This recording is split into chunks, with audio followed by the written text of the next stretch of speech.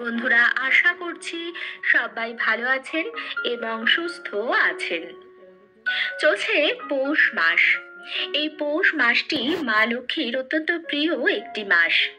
তাই এই মাসে গৃহস্থ বাড়িতে ঘরে ঘরে মা লক্ষ্মীর বিশেষ পূজা অর্চনা হয়ে থাকে। এই মাসটিতে কিছু কিছু জিনিস যেটি ঘরের জিনিস, সেগুলি যদি আপনি ভুল করেও আপনার চেনা পরিচিত কোনো ব্যক্তিকে বা আপনার প্রতিবেশীকে বা কোনো প্রয়োজনীয় মানুষকে দিয়ে থাকেন, তাহলে কিন্তু হিতে বিপরীত হবে। দেওয়ার ভালো ফল তো আপনি পাবেনই না, তার সাথে সাথে আপনার সংসারে দারিদ্রতা নেমে আসবে। অর্থাৎ সেই জিনিসগুলিতে মা লক্ষ্মীর বাস। আপনি যদি নিজে হাতে করে আপনার বাড়ির মা লক্ষ্মীকে কারোর হাতে তুলে দেন বন্ধুরা, তাহলে আপনার পরিবার হয়ে যাবে লক্ষ্মী ছাড়া। মানুষ হয়তো অজ্ঞানতা বশতই এই সমস্ত কাজ করে থাকেন ভুল করে, এবং তার ফলস্বরূপ তার পরিবারে নেমে নানা প্রকারের আর্থিক অনটন। তখন ব্যক্তি বিশেষে প্রত্যেকেই ভাবে যে আমরা কি এমন ভুল কাজ করলাম যার ফলে মা লক্ষ্মী আমাদের উপর রুষ্ট হলেন। বন্ধুরা, আর কিছুই নয়, মানুষ অজ্ঞানতার জন্যই এই সমস্ত কাজগুলি করে থাকে। আজকের ভিডিওটি আপনারা যদি সম্পূর্ণরূপে দেখেন তাহলে বুঝতে পেরে যাবেন পৌষ মাস চলাকালীন এই সময়কালে কি কি জিনিস বাড়ির থেকে বার করা বা দান করা বা কাউকে দেওয়া বা ধার দেওয়া একেবারেই উচিত নয়। তাই বন্ধুরা, যদি আপনি কখনো এই কাজগুলি করে থাকেন তাহলে আজকেই কিন্তু বন্ধ করে দিন। মূল পর্বে যাওয়ার আগে আমার সকল বন্ধুদের কাছে একটাই অনুরোধ করব যে ভিডিওটি সম্পূর্ণরূপে দেখবেন। দেখার পর যদি ভালো লাগে তাহলে অবশ্যই কিন্তু একটি লাইক করবেন, কমেন্টসে লিখবেন জয় মা লক্ষ্মীর জয়, এবং বন্ধুরাও ভিডিওটি শেয়ার করবেন আপনাদের নিকট আত্মীয় স্বজন এবং বন্ধু বান্ধবদের সাথে, যাতে সবাই এই ভিডিওটি থেকে উপকৃত হন। আমি আমার চ্যানেলে সাধারণত পুজো পাঠ, তত্ত্বকথা, বাস্তু টিপস এবং নানা প্রকার উপায় বিধির ওপর ভিডিও বানিয়ে থাকি। চ্যানেলটি আপনার কাছে নতুন হলে সাবস্ক্রাইব করে রাখার অনুরোধ জানালাম। বন্ধুরা, প্রথম যে জিনিসটা পৌষ মাসে ভুল করেও কাউকে দেবেন না সেটি হচ্ছে লবণ। লবণ, সাধারণ লবণ বা সন্ধ্যক লবণ, যে লবণই আপনি ব্যবহার করুন না কেন, সেটি কিন্তু মা লক্ষ্মীর প্রতীক হিসাবে ব্যবহৃত হয়। একটি ঘরের বাস্তুতে বিশেষভাবে প্রভাব বিস্তার করে হচ্ছে লবণ। তাই লবণ যেমন ধারে কারোর কাছ থেকে নেওয়া অত্যন্ত খারাপ, ঠিক সেরকম ভাবে ধার দেওয়াও অত্যন্ত খারাপ। তাই যদি কোনো আপনার প্রতিবেশী এসে আপনার কাছে লবণ চায়, আপনি কিন্তু তার হাতে জোড়হাত করে বলুন যে বন্ধুরা, লবণ দেওয়া আপনাদের পক্ষে সম্ভব নয়। লবণ হচ্ছে মা লক্ষ্মী, তাই বন্ধুরা তিনি যেন দোকান থেকেই লবণটি সংগ্রহ করে নেন। ঠিক সেই একই কথা আপনার ক্ষেত্রেও প্রযোজ্য। আপনিও যদি দেখেন যে আপনার রান্নাঘরে লবণ বাড়ন্ত হয়ে গেছে, তাহলে আপনি নিজের পয়সা দিয়ে দোকান থেকে লবণ কিনে আনুন এবং ব্যবহার করুন। কিন্তু কখনোই বাটি হাতে কারোর বাড়িতে গিয়ে লবণ চাইবেন না। এটিতে কিন্তু মা লক্ষ্মী অত্যন্ত রুষ্ট হন। কিছু কিছু জিনিস ধার বাকিতে চলে না, ঠিক সেরকমই একটি জিনিস হচ্ছে লবণ। লবণ ধার দেওয়াও যেমন চলে না, নেওয়াও চলে না। তাই নিজের পকেটের পয়সা খরচা করে লবণ কিনে নিয়ে আসুন, এবং যদি কেউ আপনার কাছে লবণ চাইতে আসে তাকে ফিরিয়ে দিন। দ্বিতীয় যে জিনিসটা এই পৌষ মাস চলাকালীন ভুলেও কাউকে দেবেন না সেটি হচ্ছে গরু দুধের তৈরি কোনো জিনিস। গরুর দুধের তৈরি জিনিস যেমন ঘি, ছানা, দই অথবা কাঁচা দুধও হতে পারে। বন্ধুরা, এই সমস্ত জিনিসগুলো ধার বাকিতে কাউকে দেওয়া কিন্তু বাড়ির জন্য অত্যন্ত খারাপ। তাই এই জিনিসগুলো কখনোই কাউকে ধার বাকিতে দেবেন না, এতে মা লক্ষ্মী রুষ্ট হন এবং গৃহ হয় লক্ষ্মী ছাড়া। বন্ধুরা, আমাদের সনাতন ধর্মে দানের কিন্তু বিশেষ গুরুত্ব আছে। দান একটি অত্যন্ত পবিত্র এবং পুণ্য কর্ম বলে বিবেচিত আমাদের ধর্মে, এবং বিশেষ বিশেষ তিথিতে দান করলে অধিক পুণ্য অর্জন হয়। তবে সমস্ত কিছুরই একটি নিয়ম বিধি আছে। আপনার রান্নাঘর বা আপনার যে ভাড়ার, সেটিতে মা লক্ষ্মীর বাস, মা অন্নপূর্ণার বাস। সেখান থেকে আপনি দুধ, দই, ঘি অন্য কাউকে দান করে দিতে পারেন না। আপনার যদি কাউকে দেওয়ার অত্যন্ত মন হয়, তাহলে সেক্ষেত্রে আপনি দোকান থেকে জিনিসটি ক্রয় করে তারপর দান করতে পারেন বা কাউকে দিতে পারেন। কিন্তু আপনার ঘরের ভান্ডার থেকে দুধ, দই বা ঘি দেওয়া কিন্তু অত্যন্ত অশুভ বলে বিবেচিত হয়। তাই এই বিষয়টা বিশেষভাবে খেয়াল রাখবেন। তৃতীয় যে জিনিসটা পৌষ মাসে কাউকে দেবেন না বা না দেওয়ার বিশেষভাবে চেষ্টা অন্তত করবেন, সেটি হচ্ছে টাকা পয়সা ধার দেওয়া। হ্যাঁ বন্ধুরা, আপনারা একদম ঠিক শুনেছেন, টাকা পয়সা অকারণে ধার দিলে সম্পর্ক খারাপ হয়। আপনি নিজেই বিচার করে দেখতে পারেন।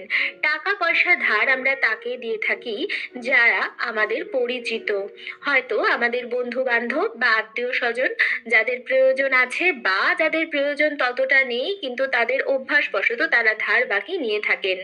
বন্ধুরা, মানুষ প্রয়োজনে যারা হেল্প করে তাদেরকে মনে রাখে, কিন্তু সব সময় হেল্প করা সবার পক্ষে সম্ভব না হতে পারে। কিন্তু মানুষের স্বভাবই এই, যতক্ষণ আপনি তাকে সাহায্য করছেন ততক্ষণই আপনি তার কাছে প্রিয়। যেদিন আপনি সাহায্য করতে পারছেন না তবে থেকেই আপনি অপ্রিয়। আমি অনেক এরকম সম্পর্ক জানি যে সম্পর্কগুলো ভালো ছিল, কিন্তু যিনি ধার নিয়েছেন তিনি যখন ধারটা ফেরত দিতে পারলেন না সম্পর্ক খারাপ হয়ে গেল। তিনি যখন ধারটা ফেরত দিতে পারলেন না সম্পর্ক খারাপ হয়ে গেল।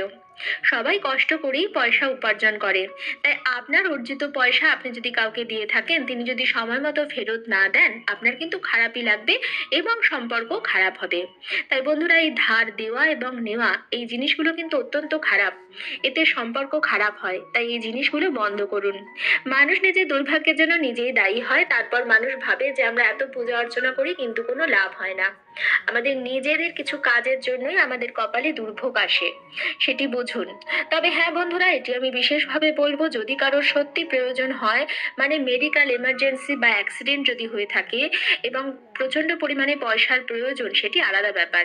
কিন্তু এমন অনেক ক্ষেত্রেই দেখা যায় যে এমন কোনো আত্মীয় আছেন বা কোনো বন্ধু বান্ধব আছেন, তিনি নানা রকম ব্যবসা করছেন এবং বারবার পয়সা ডুবছে এবং আপনি তাকে সাহায্য করছেন। এই সমস্ত জিনিসগুলো বন্ধ করুন। আপনি কষ্ট করে পয়সা উপার্জন করছেন, তাই পয়সাকে মূল্য দিতে শিখুন। আপনি যদি নিজে আপনার অর্জিত টাকা পয়সা অর্থ অর্থাৎ মা লক্ষ্মীর কদর না করেন, তাহলে টাকা পয়সাও আপনার কদর করবে না এবং আপনার ঘরে থাকবে না। এরপর যে জিনিসটা আপনি ভুল করেও দেবেন না সেটি হচ্ছে সর্ষে বা সর্ষের তেল।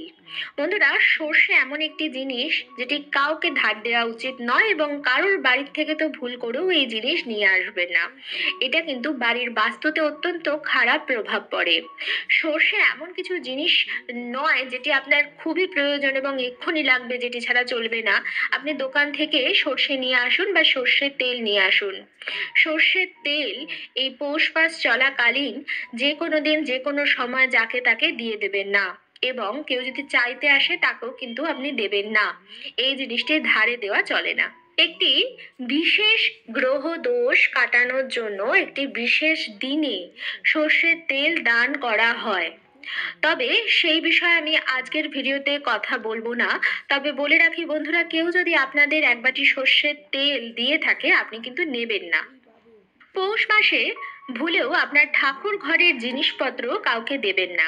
ঠাকুর ঘরের জিনিসপত্র মানে ঠাকুরের বাসন কোসন, যেগুলি পিতল কাঁসার হয়ে থাকে, আপনার ঠাকুর ঘরের প্রদীপ, শঙ্খ, ধূপকাঠি, ধূপদানি অথবা যে কোনো পুজোর সামগ্রী, এগুলি কিন্তু কাউকে দান করার জিনিস নয়। তাই বন্ধুরা, কেউ যদি আপনার পুজোর কাজে ব্যবহার করবার জন্য আপনার ঠাকুরের বাসনপত্র চেয়ে থাকে, না দেওয়ারই চেষ্টা করুন, কারণ এর প্রভাবে আপনার বাড়িতে কিন্তু খারাপ প্রভাব পড়বে। তার কারণ আমি বলে দিচ্ছি, কারণ আপনার ঘরের যে পবিত্রতম জায়গা সেটি হচ্ছে আপনার ঠাকুর ঘর, যেটি ঘরের বাস্তুতে সব সময় ইতিবাচক শক্তি সঞ্চার করে থাকে। আর ঠাকুর ঘর বা ঠাকুরের সিংহাসন মানে কিন্তু চারটে দেওয়াল নয়। ঠাকুর ঘরে থাকা প্রত্যেক কটি জিনিস কিন্তু ইতিবাচক শক্তির ভান্ডার।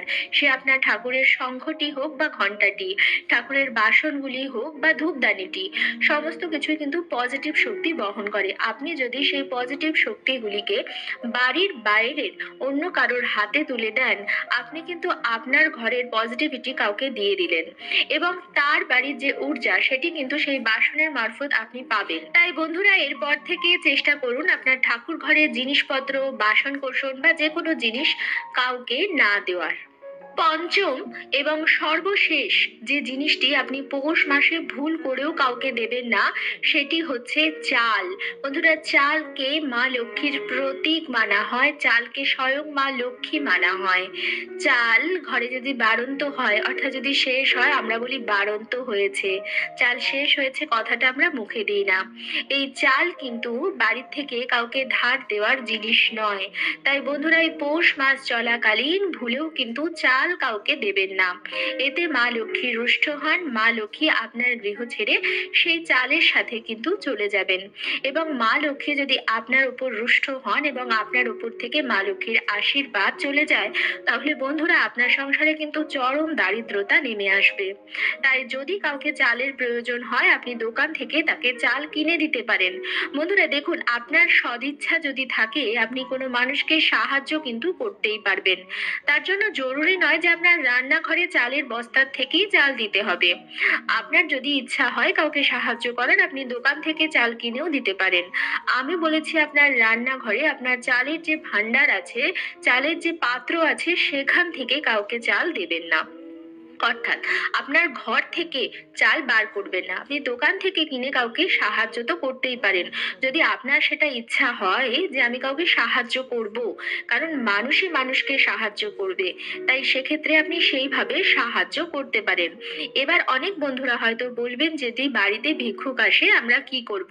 বন্ধুরা, বাড়িতে যদি ভিক্ষুক আসে, আপনি চাল তাকে না দিয়ে চেষ্টা করুন তাকে বসিয়ে খাওয়ানোর। তাতে কিন্তু কোনো অসুবিধা নেই, আপনি তাকে আপনার যা বাড়িতে রান্না হয়েছে তাই দিয়ে তাকে খাওয়াতে পারেন। কিন্তু অন্ন বা চাল কাউকে এই মাসে, মানে পৌষ মাস চলাকালীন ধার দেওয়া উচিত নয়। তবে দান মহান ধর্ম, তাই যদি খুবই প্রয়োজনীয় কোনো ব্যক্তিকে আপনি অন্ন দান করেন তাহলে করতে পারেন, কিন্তু সব থেকে বেশি ভালো হয় যদি আপনি তাকে আপনার বাড়িতেই বসিয়ে খাওয়ান। এতে তার পেটও ভরলো, আপনার মনেও খারাপ লাগলো না যে আপনি কাউকে সাহায্য করলেন না, এবং পৌষ মাসে যে জিনিসগুলো ঘর থেকে বার করা উচিত নয় সেটাও আপনি বার করলেন না, তাহলে সব দিকই রক্ষা হলো। তাই বন্ধুরা, এই জিনিসগুলি, যে জিনিসগুলি আমি বলে দিলাম যে পৌষ মাসে ভুলেও কাউকে দেবেন না, সেগুলি চেষ্টা করবেন এবং ভেবে দেখবেন যে কেন আমি মানা করলাম যেগুলি দেবেন না। তবে এর মানে এই নয় যে আপনি কাউকে সাহায্য করবেন না। আপনি নিজের মতো করে কাউকে সাহায্য করতে পারেন, একটু বুদ্ধি খাটিয়ে, বুদ্ধি বিবেচনা ব্যবহার করে আপনি মানুষকে সাহায্য করতে পারেন। তবে বাড়ির থেকে এই জিনিসগুলো কিন্তু বার করবেন না, এতে মা লক্ষ্মী রুষ্ট হবেন এবং তার প্রভাব পড়বে আপনার সংসারের আর্থিক অবস্থার উপর। সংসারে নেমে আসবে আর্থিক অনটন এবং পরিবারে ঝগড়া, কলহ, অশান্তি, বিবাদ হবে। আসলে লক্ষ্মী ছাড়া যে ঘর, সেই ঘরে তো অশান্তি, বিবাদ লেগেই থাকবে, সে ঘরে তো সৌভাগ্য, সমৃদ্ধি কোনোভাবেই থাকতে পারে না। বন্ধুরা, আজকের পর্বটি এখানেই শেষ করছি। আশা করছি আজকের ভিডিওটি আপনাদের ভালো লাগলো এবং একটু হলেও উপকারে লাগলো। ভিডিওটি ভালো লাগলে অবশ্যই লাইক, কমেন্টস এবং শেয়ার করবেন বন্ধুরা। আর যদি চ্যানেলে নতুন হন তাহলে অবশ্যই চ্যানেলটিকে সাবস্ক্রাইব করে আমার সাথে থাকবেন।